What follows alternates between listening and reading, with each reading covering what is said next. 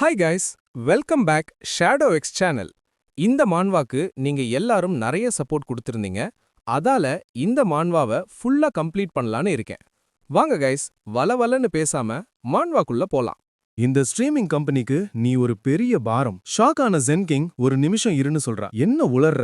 இது நடக்கவே வாய்ப்பில்ல. நீ நிச்சயம் போய் சொல்ற. பாஸ் சொல்றான், நீ இதை எதிர்பார்க்கலன்னு நினைக்கிறேன். ஆனா இதுதான் உண்மை. உன்னை ப்ரமோட் பண்ண கம்பெனி நிறைய செலவு பண்ணிருச்சு. ஃபேக் ஃபாலோவர்ஸ் வாங்கியும் எந்த பிரயோஜனமும் இல்ல. நீ ஃபுல் டே மேக்கப் போட்டுட்டு வீடியோ மட்டும் தான் பண்ற, வேற ஒன்னும் இல்ல. உன் வீடியோஸ்ல ஆட்ஸ் கூட வர மாட்டேங்குது. இதால கம்பெனிக்கு எந்த ரெவென்யூவும் வரல. உன்னை எப்ப வெளியே அனுப்பலாம் தான் கம்பெனி யோசிக்குது. நீ ஒரு மணி லூசிங் ஆசெட். உன்னால ஒரு வேலையும் ஆகாது. நீ ஜியானிய பார்த்து கத்துக்க. அவ எவ்வளவு நல்லா டான்ஸ் பண்றா பாரு. இன்னைக்கு நைட் மட்டுமே அவ மில்லியன்ஸ் ஆஃப் டாலர் சம்பாதிச்சிட்டா. அதுவும் சூப்பர் சாட் வழியா.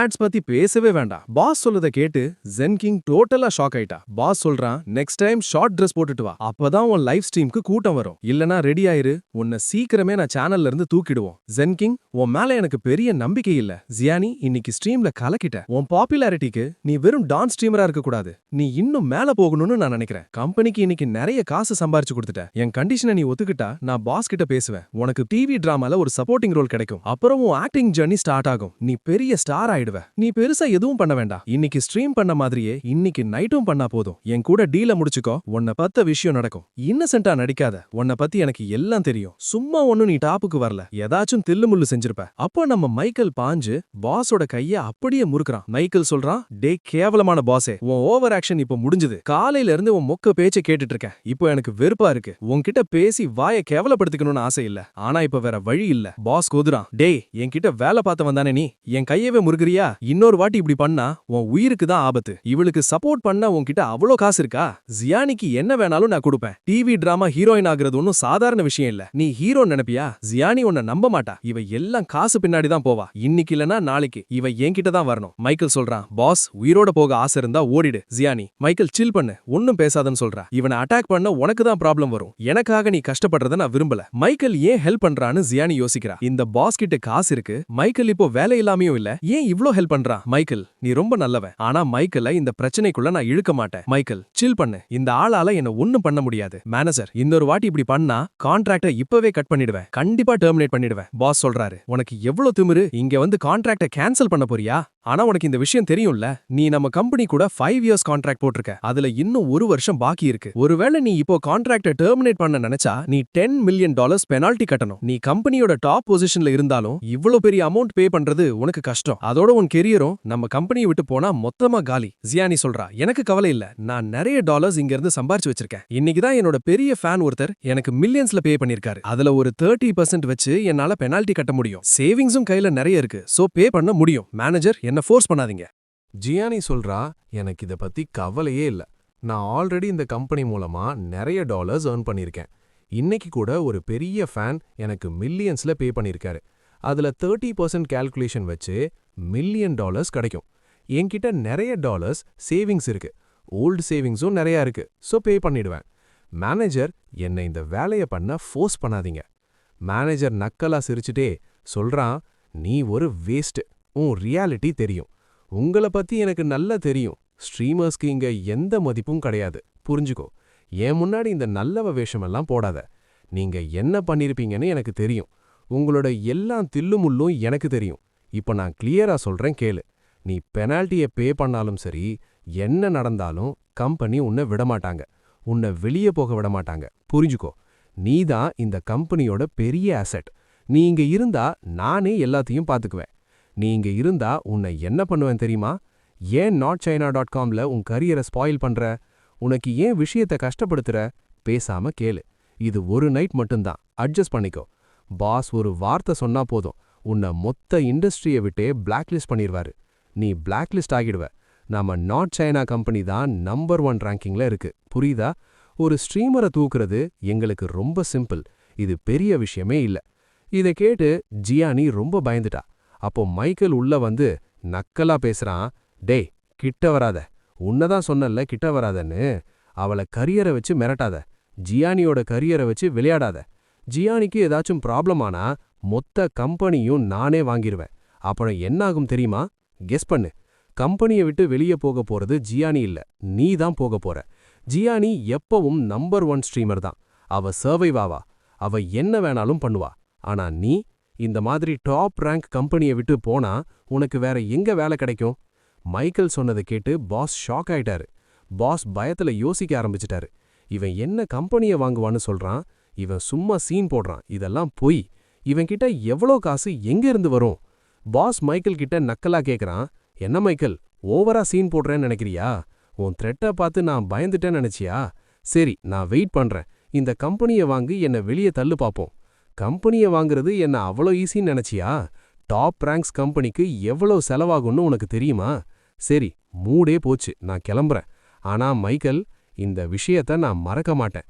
எப்போ என்ன துரத்த போறேன்னு வெயிட் பண்றேன். பாஸ் போன அப்புறம் ஜென் கிங் அழ ஆரம்பிக்கிறா. என் ஃபாலோவர்ஸ் எல்லாம் ஃபேக்கான்னு கேக்குறா. பாஸ் சொன்னதெல்லாம் உண்மையா? ஜியானி ஷாக் ஆகி, ஜென் கிங் என்ன பேசுற நீன்னு கேக்குறா. ஜென் சொல்றா, என் லைவ் ஸ்ட்ரீம்ல ராக்கெட் காஸ்ட்லி சூப்பர் சாட்ஸ் அனுப்புன ஃபேன்ஸ் எல்லாம் கம்பெனி செட்டப் பண்ண ஆட்பலா? அப்போ நான் ஃபேக் லைஃப் வாழறேனா? எனக்கு ஃபேனே இல்லையா? நான் இந்த கம்பெனிக்கு பாரமா? ஜியானி அவளை சமாதானப்படுத்துறா. இத நம்பாத ஜென் கிங், உன் மேக்கப் ஸ்ட்ரீமை நிறைய பேர் பார்க்கறாங்க. உன்னை பிடிச்ச பெரிய ஆட்களை எனக்கு தெரியும். இந்த பாஸ் வேணும்னே உன்னை டேமேஜ் பண்ண இப்படி பேசுறான். நீ எதிர்த்து பேசுனதால தான் அவன் இப்படி பண்றான். இந்த மேனேஜர் மேனிப்புலேட் பண்றதுல கிங்கு. வெறும் மேனேஜரா இருந்துட்டு பாஸ்ன்னு நினைப்பான் அவனுக்கு. அவன் பேச்சை கேட்டு நீ ஃபீல் பண்ணாத. ஃபேன்ஸுக்கு நீ எப்பவுமே ஸ்பெஷல் தான். இத பார்த்துட்டு மைக்கேல், இந்த பாஸை இப்படியே விடக்கூடாது, அவனை கம்பெனியை விட்டு தூக்குறப்பதான் அவனுக்கு வழி புரியும்னு முடிவு பண்றான். ஜியானி மைக்கேலுக்கு தேங்க்ஸ் சொல்றா. நீ மட்டும் இல்லன்னா என்ன ஆயிருக்கும்னு தெரியலன்னு ஃபீல் பண்றா. ஜென்னோட தைரியத்தை பார்த்து சூப்பர் டீன்னு சொல்றா. அதுக்கு ஜென், இந்த பாஸ் இவ்வளவு கேவலமானவனா? கையில கிடைச்சான் செத்தான்னு கோவமா சொல்றா. ஜியானி மைக்கேலை நீ ரொம்ப நல்லவன்னு பாராட்டுறா. மைக்கேல் கூலா, அந்த பாஸுக்கு லெசன் சொல்லதான் பண்ணேன், ஜாப் இல்லாத வழி அவனுக்கு இப்ப புரியும்னு சொல்றான். அப்புறம் எல்லாரும் பாய் சொல்லி கிளம்புறாங்க. மைக்கேல் நினைக்கிறான், நல்ல வேலை டவுட் வரல, நோட்டிஃபிகேஷனை ஆஃப் பண்ண மறந்து சிக்கலாயிடுச்சு. இப்போ பேலன்ஸை செக் பண்ணா $19 மில்லியன் இருக்கு. வேற லெவல், மில்லியனர் ஆயிட்டேன், அடுத்து பில்லியனர் தான்னு சொல்லி ட்ரெயின் டிக்கெட் புக் பண்ண போறான். ஒரு நிமிஷம், நான் ட்ரெயின் டிக்கெட் புக் பண்ணணும். இப்போ பிளேன் புக் பண்ண போறேன். மைக்கேல் பிளேன் பிரைசஸ பார்க்கும்போது ரொம்ப ஷாக் ஆயிட்டான். முன்னெல்லாம் நான் ட்ரெயின்ல ஊருக்கு போறப்போ டிக்கெட் பிரைஸ் $300 தான் ஆகும். பிளேனுக்கும் ட்ரெயினுக்கும் இவ்ளோ வித்தியாசமா? ஆனா ரிச்சாக செலவு பண்ணி தான் ஆகணும். இத சொல்லி மைக்கேல் பிளேன் புக் பண்ணிட்டான். அப்போ சிஸ்டம் சொல்லுது, ஹோஸ்ட் நீங்க பெஸ்ட் டிக்கெட்டை புக் பண்ணல, அதனால ரிவார்டா $10,000 மட்டும்தான் கிடைக்கும். இன்னும் அதிகமா செலவு பண்ணுங்க, ஃபர்ஸ்ட் கிளாஸ் இல்லாம பிரைவேட் பிளேன் புக் பண்ணுங்க, கையில நிறைய காசு இருக்கு, லிமிட்டை புஷ் பண்ணுங்க. First time first class book பண்ணி லிமிட்டை புஷ் பண்ணது ஓகே தான், ஆனா இது பத்தாது, இன்னும் முன்னாடி போங்க. அடுத்த நாள் மைக்கேல் ரூம்ல நல்லா தூங்கிட்டு இருக்கிறத பாக்குறோம். கதவை தட்டி யாரோ கத்துறாங்க. ரெண்ட் எப்போ தருவ? மைக்கேல், சீக்கிரம் கேட்டு தர, எனக்கு இப்போ ரெண்ட் வேணும் திட்டுறாங்க. சத்தத்துல மைக்கேலுக்கு தூக்கம் போச்சு. மைக்கேல் நினைக்கிறான், லேண்ட்லார்ட் ரொம்ப மோசம், ஒரு வாரம் முன்னாடியே ரெண்ட் கேட்க வந்துட்டாங்க, ரெண்ட் டைமே வரல, ஆனா டிஸ்டர்ப் பண்றாங்க. லேண்ட்லார்ட் கத்துறாங்க, மைக்கேல் வெளியே வா, வீட்ல இல்லாத மாதிரி நடிக்காத, உள்ளதான் இருக்கேன்னு தெரியும், நீ நேத்து நைட் வந்ததை பார்த்தேன். மைக்கேல் இப்போ எழுந்தே தான் ஆகணும்னு நினைக்கிறான். இந்த லேண்ட்லார்ட் தொல்லை பண்ணிட்டா. மைக்கேல், லேண்ட்லார்ட் இருங்க வரேன்னு சொல்றான். தூங்குறவனை ஏன் டிஸ்டர்ப் பண்றீங்க? ரெண்ட் வர இன்னும் ஒரு வாரம் இருக்கு, உங்களுக்கு என்னதான் பிரச்சனை? டைம் வர முன்னாடியே ஏன் டிஸ்டர்ப் பண்றீங்க? இதுல உங்களுக்கு என்ன கிடைக்குது? லேண்ட்லார்ட், இந்த காலத்து பசங்க எல்லாம் ரொம்ப சோம்பேறிங்களா இருக்கீங்க, நீ ரெண்டை எப்போ பே பண்ண போற? மைக்கேல், இருங்க வரேன்னு திட்டுறான். ரெண்ட் வர இன்னும் டைம் இருக்குமா? லேண்ட்லார்ட் விடாம ரெண்ட் கேட்டு டிஸ்டர்பன்ஸ். மைக்கேலுக்கு இப்ப நிறைய டென்ஷன் ஆகுது. லேண்ட்லார்ட் கோவமா திரும்ப கத்துறாங்க. இந்த காலத்து பசங்களே இப்படிதான், ரெண்ட்டை எப்போ பே பண்ணுவேன்னு திரும்ப கேட்டு தொல்லை பண்றாங்க. எப்பவும் நான் சொல்லி தான் செய்வீங்களா? நீங்களே முன்னாடி வந்து ரெண்ட்டை பே பண்ணா என்ன ஆகும்? எனக்கு பில் எல்லாம் கட்ட வேண்டியது இருக்கு, தூங்கும்போது டிஸ்டர்ப் பண்ணா எனக்கு இஷ்டம் இல்ல, ஆனா ரெண்ட் லேட் ஆகக்கூடாது. மைக்கேல் இப்ப பதிலடி கொடுக்கறான். இந்தா உன் 1 வருஷம் ரெண்ட், இப்ப கிளம்பு, அடுத்த 1 வருஷத்துக்கு என் மூஞ்சில முழிக்காத. லேண்ட்லார்ட் ஷாக் ஆயிட்டாங்க. 1 வருஷம் ரெண்டா? பொய் சொல்லாத மைக்கேல், காசு இல்லனா பரவாயில்ல, ஆனா இப்படி பொய் சொல்லாத. அப்போதான் சவுண்ட் பாக்ஸ்ல 10,000 யுவான் ரிசீவ்டுன்னு சத்தம் வருது. லேண்ட்லார்ட் அப்படியே உறைஞ்சு போயிட்டாங்க. இவன் எப்படி ஒரே அடியா பே பண்ணா? எப்பவும் டெட்லைன் மிஸ் பண்ற இவன் இப்ப முன்னாடியே பே பண்ணிட்டானா? லேண்ட்லார்ட் கேக்குறாங்க, இங்க 400 யுவான் எக்ஸ்ட்ரா இருக்கே, எதுக்கு? மைக்கேல், அது உங்களுக்கு சர்வீஸ் ஃபீ, இனிமே என்ன டிஸ்டர்ப் பண்ணாதீங்கன்னு கேட்ட சாத்திட்டான். ஃப்ளைட் 10 மணிக்கு, இப்பதான் 6 ஆகுது, இன்னும் 3 மணி நேரம் நல்லா தூங்கலான்னு மைக்கேல் பிளான் பண்ணிட்டு தூங்குறான். ரூம்மேட், என்ன ப்ரோ ஜாக்பாட்டா, 1 வருஷம் ரெண்ட் எக்ஸ்ட்ரா ஃபீன்னு வேற லெவல்ல இருக்கேன்னு கேக்குறான். ஆனா மைக்கேல் ரிப்ளை பண்ணல. அப்போ சிஸ்டம் பேசுது, ஹோஸ்ட், நீங்க லேண்ட்லார்ட ஷாக் பண்ண ஸ்டைல் சிஸ்டம்க்கு ரொம்ப பிடிச்சிருக்கு. ரிவார்டா உங்களுக்கு சாண்ட் சிட்டி ஸ்வான்பேலுன்னு ஒரு பெரிய லக்ஸரி வில்லா தரோம். இப்ப மைக்கேலே ஷாக் ஆயிட்டான். சிஸ்டம் என்ன சொன்னுச்சுன்னு நம்ம ஹீரோ யோசிக்கிறான். சாங் சிட்டிலேயே ஸ்வான்பே தான் ரொம்ப காஸ்ட்லியான ஏரியா. அங்க எனக்கு ஒரு சின்ன வீடு மட்டும் கிடைக்கல, அதுக்கு பதிலா ஒரு பெரிய மாசான வில்லாவே கிடைச்சிருக்கு. அந்த வில்லாவோட கீ கூட இப்ப கையில வந்துருச்சு. இப்போ சிஸ்டம் கிட்ட இருந்து இன்னும் என்ன எல்லாம் சூப்பரான கிஃப்ட்ஸ் கிடைக்கும்னு வெயிட் பண்ணி பார்க்கணும். இப்படி ஒரு ரிவார்டை நான் இமேஜின் கூட பண்ணல. 3 மணி நேரம் கழிச்சு மைக்கேல் ரெடியாகி வெளியில கிளம்புறான். அப்போ ரூம்மேட், பிரதர் மைக்கேல், இவ்ளோ அவசரமா எங்க போற? மைக்கேல், நான் என் ஊருக்கு போறேன், திரும்ப வர நேரம் ஆகும். ஷாக் ஆகி ரூம்மேட் கேக்குறான், மைக்கேல், உன் ட்ரெஸ் கூட எடுக்கலையே, ஊர்ல ட்ரெஸ்ஸுக்கு என்ன பண்ண போற? மைக்கேல், எனக்கு ட்ரெஸ் முக்கியம் இல்ல, அங்க போய் பாத்துக்கிறேன். மைக்கேல் நினைக்கிறான், முதல்ல ஹாஸ்பிட்டல்ல ஒரு விஐபி ரூம் எடுக்கணும். கண்டிப்பா $1 lakh இருந்தும் அப்பா விஐபி ரூம் புக் பண்ணிருக்க மாட்டாருன்னு நினைக்கிறான். அப்புறம் மிஸ்டர் ஹான் சொல்றாரு, மைக்கேல் இன்னைக்கு வரேன்னு சொன்னான். நான் டென்ஷன் ஆக வேணான்னு சொன்னேன். இருந்தும் அவன் அவசரமா வரான். பார்ட் டைம் ஜாப்ல salary வந்தேன்னு சொல்லி $1 lakh அனுப்பியிருக்கான். அதை கேட்டு மைக்கேல் அம்மா ஷாக் ஆயிட்டாங்க. $1 lakh? நீங்க என்ன பேசுறீங்க? இந்த உலகத்துல எந்த பார்ட் டைம் ஜாப்ல இவ்ளோ பணம் தருவாங்க? மைக்கேல் ஏதாவது தப்பு பண்ணிருப்பானோ? ஹாஸ்பிட்டல் பில் பே பண்ண மைக்கேல் ஏதாவது இல்லீகலா பண்ணிட்டானான்னு அம்மா பயப்படுறாங்க. நம்மளால மைக்கேலுக்கு ஏதாவது பெரிய பிரச்சனை வந்துடக்கூடாது. மிஸ்டர் ஹான் சொல்றாரு, என்ன பேசுற? அவன் அப்படி பண்ண மாட்டான். நம்ம பையன் எப்படிப்பட்டவன்னு நமக்கு தெரியும். அப்போதான் நம்ம ஹீரோ மைக்கேல் அங்க வரான். மைக்கேல் சொல்றான், மாம், நான் வந்துட்டேன். இப்போ எப்படி இருக்கீங்க? ஏதாவது பிரச்சனை இருக்கா? சொல்லுங்க, நான் எல்லாத்தையும் சால்வ் பண்ணிடுவேன். மைக்கேல் அம்மா சொல்றாங்க, ஒன்னும் இல்லப்பா, கொஞ்சம் உடம்பு முடியாம போச்சு, அவ்வளவுதான். நீ ஏன் இவ்ளோ டென்ஷன் ஆகுற? அம்மாக்கு ஒன்னும் ஆகாது. டாக்டர்ஸ் சின்ன சர்ஜரின்னு சொல்லியிருக்காங்க, நான் சீக்கிரம் சரியாயிடுவேன். உன் அப்பா இருக்கிறப்ப நீ வேலையை விட்டுட்டு வந்திருக்க கூடாது. பாவம் மைக்கேல் எவ்வளவு தூரம் ஓடி வந்திருக்கான், டயர்டா இருப்பான். இவனுக்கு ஆப்பிள் கொடு. மிஸ்டர் ஹான் ஆப்பிள கொடுத்துட்டு வேலைய பத்தி கேக்குறாரு. லீவ் எடுத்தா பாஸ் திட்டமாட்டாரா? பிரைவேட் கம்பெனி பாஸ் எல்லாம் ரொம்ப ஸ்ட்ரிக்ட்டா இருப்பாங்களே, ஸ்டாஃபுக்கு லீவே தரமாட்டாங்க. அப்போ மைக்கேல் ஒரு பெரிய ட்விஸ்ட் தரான். டாட், உண்மைய சொல்லணும்னா நான் வேலையை குவிட் பண்ணிட்டேன். இதை கேட்டு பேரண்ட்ஸ் ஷாக் ஆகி, வேலையை விட்டுட்டியான்னு கேக்குறாங்க. அம்மா சொல்றாங்க, பரவாயில்லப்பா, நீ நல்ல குவாலிஃபைடு, கண்டிப்பா நல்ல வேலை கிடைக்கும். மிஸ்டர் ஹான் சொல்றாரு, மைக்கேல், ரொம்ப நாளா நீ உழைக்கிற, ரெஸ்ட் எடுக்கிறது நல்ல டிசிஷன் தான். உடம்பு ரெஸ்ட் இல்லாம வேலையை பார்க்க முடியாது. நீ ரொம்ப இளைச்சிட்ட மைக்கேல். நம்ம ஊரு சாப்பாடு சாப்பிட்டு பழைய மாதிரி நல்ல ஹெல்தியா மாறு. மைக்கேல் நினைக்கிறான், என் பேரண்ட்ஸ் ரொம்ப அமேசிங். வேலையை ஏன் விட்டேன்னு கூட கேட்கல. என் ஃபியூச்சரை பத்தி கவலைப்படாம என் டெசிஷனை நம்பி அவங்க சந்தோஷப்படுறாங்க. மைக்கேல் கேட்டான், டாட், மெடிக்கல் பில்ஸ் பே பண்ணிட்டீங்களா?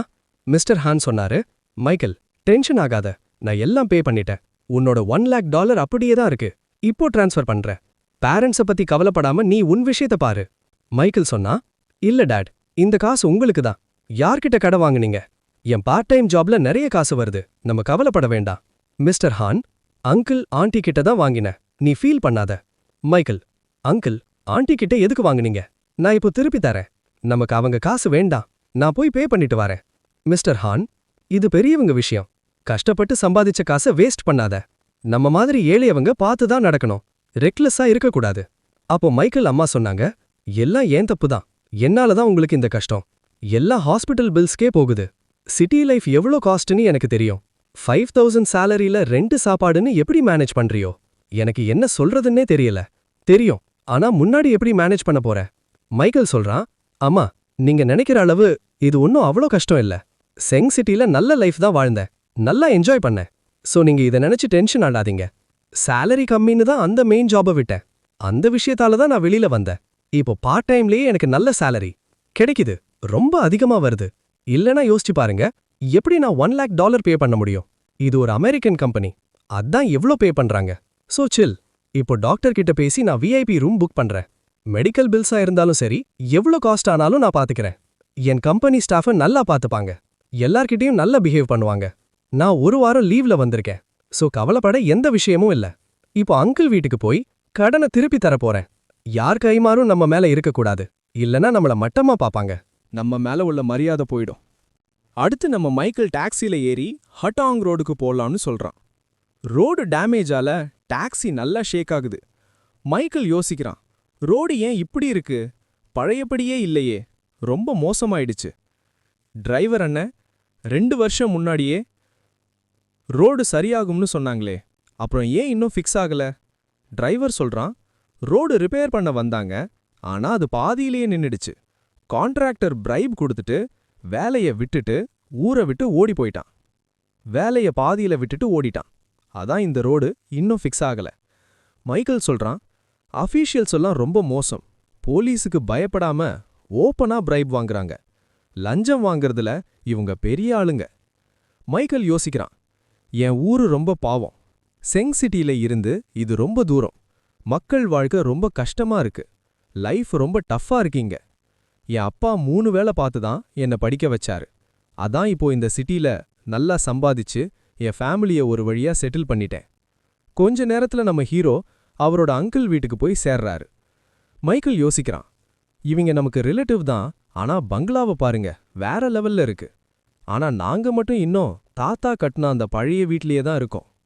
தாத்தா போனதுக்கப்புறம் இந்த அங்கிள் தான் அப்பா கிட்ட இருந்த சொத்து எல்லாத்தையும் அட்டைய போட்டுட்டாரு. ஏமாத்திப்பு பண்ணி பேப்பர்ல சைன் வாங்கிட்டாரு. இல்லனா எங்களுக்கும் இவங்களுக்கும் இவ்ளோ வித்தியாசம் இருந்திருக்காது. இப்போ இவங்களுக்கு ஒரு 5000 மணி வேற தர வேண்டியிருக்கு. எனக்கு எந்த கண்டனம் வேணாம், இன்னிக்கே எல்லாத்தையும் தீத்துருவேன். அப்படியே கேட்ட போய் மைக்கேல் தட்டுறான். அப்போ ஒரு லேடி வெளியே வந்து, யாருப்பா அதுன்னு கேக்குறாங்க. மைக்கேல், நீங்க என்ன பண்ற? மைக்கேல் கேக்குறான், வேங்ஜூ, நான் தான் கேட்கணும், நீ அங்கிள் வீட்ல என்ன பண்ற? வேங்ஜூ சொல்றா, மைக்கேல், இது ரொம்ப பெரிய ஸ்டோரி, எப்படி சொல்றதுனே தெரியல. அப்போ ஒருத்த வெளியே வந்து, உன் அண்ணி ஏன் வீட்ல இல்லாம உன் வீட்ல யாவா இருப்பாங்கன்னு நக்கலா கேக்குறான். மைக்கேல் ஷாக் ஆயிட்டான். ஓ, வேங்ஜூவும் ரிச்சாக இந்த வழியை தான் சூஸ் பண்ணிருக்கலா? சரி, அங்கிள் வீட்ல இருக்கிறா, நான் உங்க காசை திருப்பி தர வந்திருக்கேன். வேங்ஜூ யோசிக்கிறா, மைக்கேல் ஏன் இப்படி பிஹேவ் பண்றான்? முன்னலெல்லாம் என்ன பார்த்தா எவ்வளோ ஹாப்பியா இருப்பான். அந்த ஆளு கடுப்பாகி, ஏன் அவனை அப்படியே பார்க்கறன்னு கேட்கறான். நீ என் பொண்டாட்டி ஆக போறவ, மைக்கேல் பத்தி யோசிக்காத. இல்லனா சொல்லி வை, எனக்கு பொண்ணுங்களுக்கா பஞ்சம்.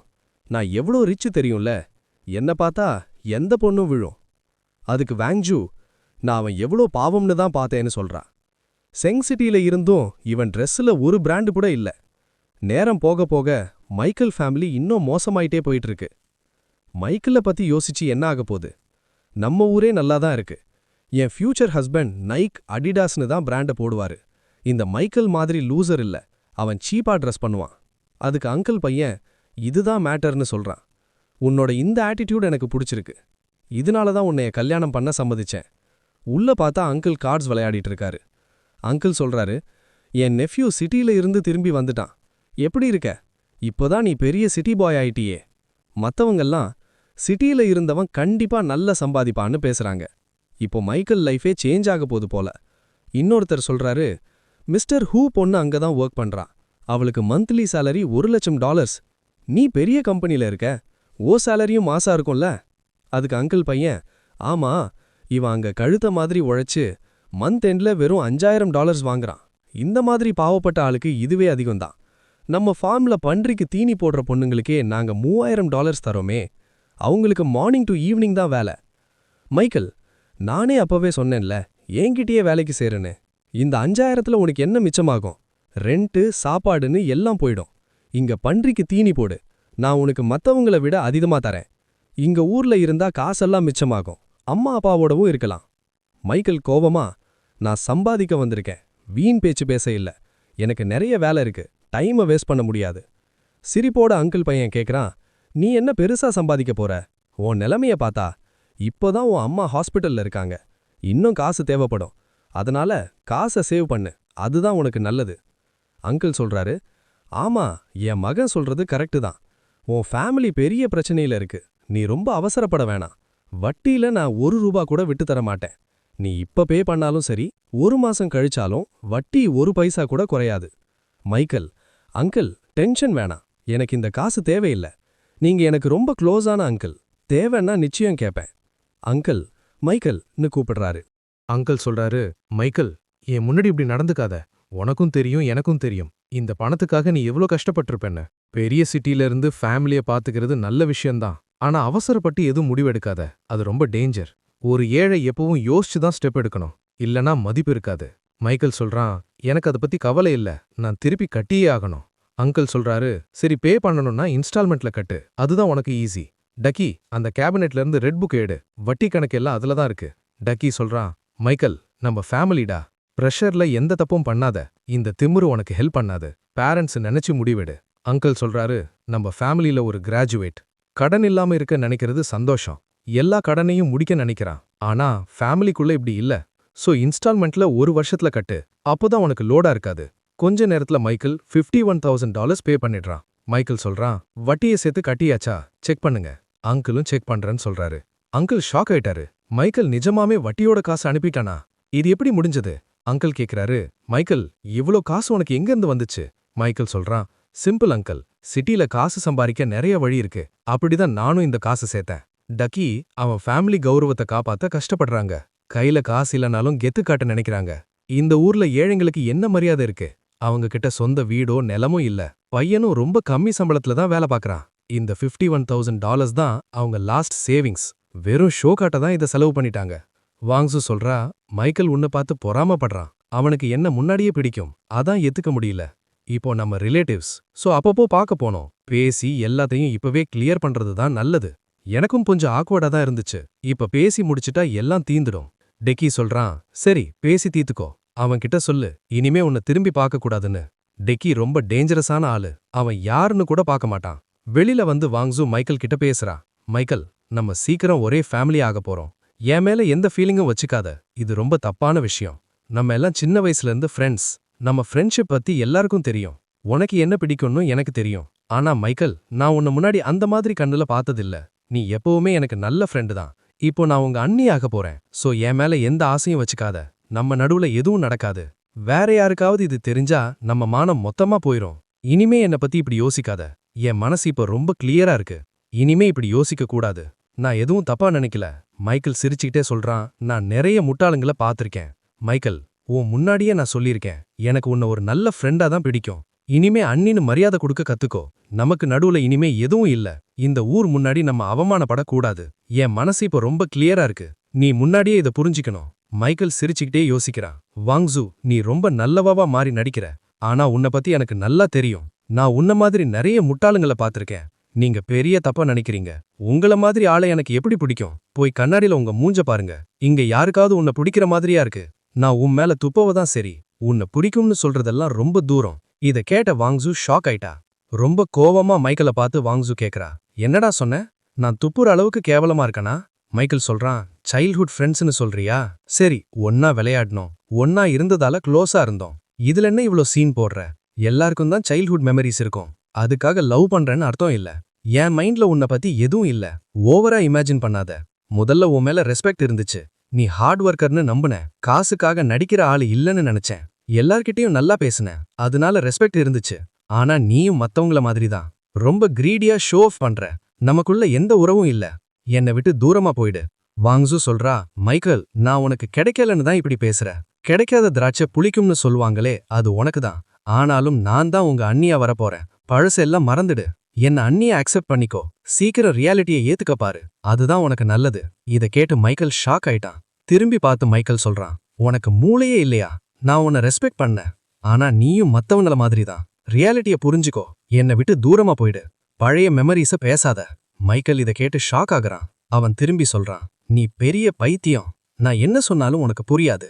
மைக்கேல் சொன்னதும் வாங்ஸுக்கு செம கோவம் வருது.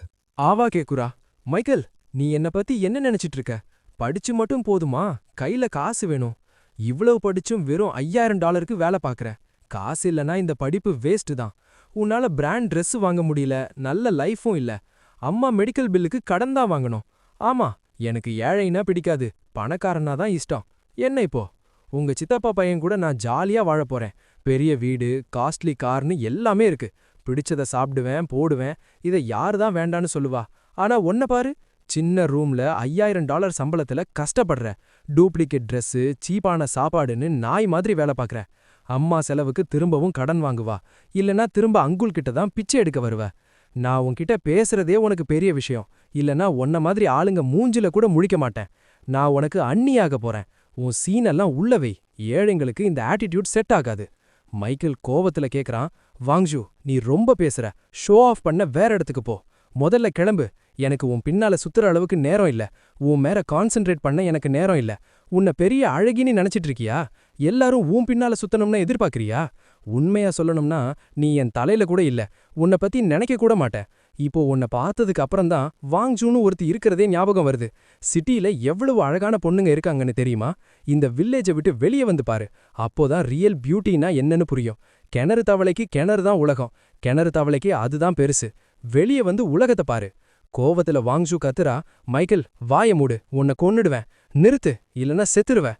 மைக்கேல் கூலா சொல்றான், வாங்ஜூ நீ சொன்னது சரிதான். என்கிட்ட பணம் இல்லாம இருக்கலாம். நான் உனக்கு நல்ல பாய் ஃப்ரெண்டா இல்லாம இருக்கலாம். ஆனா நான் நல்ல உழைக்கிற பையன். நான் ஒரு நல்ல மனுஷன், நல்ல மகன். புவர் பீப்புளை ரெஸ்பெக்ட் பண்ணுவேன். ரிச் ஆளுங்களுக்கு ஐஸ் வைக்க மாட்டேன். ஆனா உன்ன மாதிரி ஆளுங்க உழைப்ப நம்பாம ரிச் ஆளுங்க பின்னால சுத்தி மேல போக நினைக்கிறீங்க.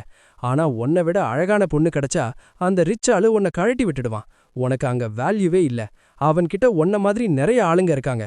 உன் பின்னால சுத்துவாங்கன்னு நினைக்காத. நீ உன்னை பெரிய ஆளுன்னு நினைக்காத. அப்புறம் உன்னை லவ் பண்றேன்னு பில்டப் கொடுக்காத. உன்னை பத்தி நினைக்க கூட எனக்கு நேரம் இல்ல. ஒரு தடவை கண்ணாடியில உன் மூஞ்சிய பாரு. அப்போதான் உனக்கு புரியும். யாரும் உனக்காக பாகலாக மாட்டாங்க. நீ அந்த அளவுக்கு வர்த் இல்ல. இப்போ சிஸ்டம் பேசுது. ஹோஸ்ட் செம்ம ஒர்க். திமிர அடக்கிட்டீங்க. ஹோஸ்ட் செம்ம ஒர்க். இந்த அரகண்ட் பொண்ணோட திமிர அடக்கிட்டீங்க. சிஸ்டம் ரொம்ப ஹாப்பியா இருக்கு. ரிவார்டா உங்களுக்கு ஒரு அபார்ட்மெண்ட் கிடைக்குது. டவுன்ல ஒரு பெரிய அபார்ட்மெண்ட். ஆனா அது இன்னும் ரெடி ஆகல. கொஞ்சம் வெயிட் பண்ணணும். மைக்கேல் இப்போதான் வேலையை முடிச்சேன்னு நினைக்கிறான். அதுக்குள்ள ரிவார்ட் ரெடியா? சிஸ்டம் ரிவார்டை ஏன் லேட்டா தரீங்க? இது ரொம்ப தப்பு மைக்கேல். வாங்ஜூ சொல்றான், டெக்கி தான் உன் புருஷன். சோ அவன்கிட்ட போ. வேற யார் கூடவும் சுத்துறது உனக்கு நல்லதில்ல. டெக்கி கோவப்பட்டா பெரிய பணக்காரன் கிடைக்க மாட்டான். அப்புறம் என்னாலதான் மாப்பிள்ளை கைவிட்டு போயிட்டான்னு என்ன திட்டுவா. எனக்கு பழி என்ன வேணாம். நெக்ஸ்ட் மைக்கேல் ரோட்ல நடந்து போறான். அப்போ ஒரு கார் மைக்கேல் மேல சரியா அடிச்சிட்டு போகுது. பார்த்தா அது நம்ம டெக்கி தான். டெக்கி சொல்றான், மைக்கேல் ப்ரோ சாரி, தெரியாம நடந்துருச்சு. வேலை விஷயமா ரொம்ப ஃபாஸ்டா போயிட்டேன். அதான் ரோட்ல யார் இருக்காங்கன்னே பார்க்கல. உனக்கு ஒரு விஷயம் சொல்லணும். நான் இப்போ சிட்டி கன்ஸ்ட்ரக்ஷன் பியூரோல ஃபோர்மேனா இருக்கேன். இந்த ரோடு கான்ட்ராக்டும் எனக்கு கிடைக்க போகுது. சோ இனிமே நான் ரொம்ப பிஸியா இருப்பேன். பேசவே டைம் கிடைக்காது. உனக்கு வேலை கிடைக்கலன்னா என்கிட்ட வா. செங்கல் தூக்குற வேலை தரேன். $5000 கிடைக்கும். சன் சிட்டில போய் கஷ்டப்பட வேணாம். என் தம்பிக்காக இதாவது செய்யணும்ல. சரி நான் கிளம்புறேன்னு சொல்லி போயிடுறான். அப்புறம் பாப்போம். மைக்கேல் நினைக்கிறான், ஊரு ரோடு இவங்களால தான் மோசமா இருக்கும். இவங்க பேராசையால இன்னும் எத்தனை பேர் கஷ்டப்பட போறாங்களோ. மக்களுக்கு ஜஸ்டிஸ் கிடைக்க வேண்டிய நேரம் வந்துருச்சு. இன்னைக்கு என்ன அசிங்கப்படுத்தினதுக்கு நீங்க கண்டிப்பா வருத்தப்படுவீங்க. நெக்ஸ்ட் மைக்கேல் கன்ஸ்ட்ரக்ஷன் பியூரோல எல்லாத்தையும் பேசிட்டான். அங்க ஆஃபீஸர் சொல்றாரு, மைக்கேல் எப்போ ஃப்ரீயோ அப்ப வாங்க, நம்ம நல்ல டீல் பத்தி பேசலாம். மைக்கேல் சரி சரின்னு சொல்லி கிளம்புறான். இப்போ நான் கிளம்புறேன், எனக்கு நிறைய வேலை இருக்கு. அப்போ சிஸ்டம், ஹோஸ்ட் நீங்க சூப்பரா பண்ணிட்டீங்க. உங்க அங்கிளோட ஃபேமிலி நிறைய தப்பு பண்ணிருக்காங்க. அவங்களுக்கு நல்ல லெசன் சொல்லி தந்து நீங்க ஜஸ்டிஸ் பண்ணிட்டீங்க. அதனால சிஸ்டம் உங்களுக்கு ரிவார்டா உங்க ஊர்லயே 100 ப்ராப்பர்ட்டி தருது. மைக்கேல் ஷாக் ஆகி, என்னது எத்தனை ப்ராப்பர்ட்டின்னு கேக்குறான். சிஸ்டம் 100 ப்ராப்பர்ட்டின்னு சொல்லுது. ஆனா இங்க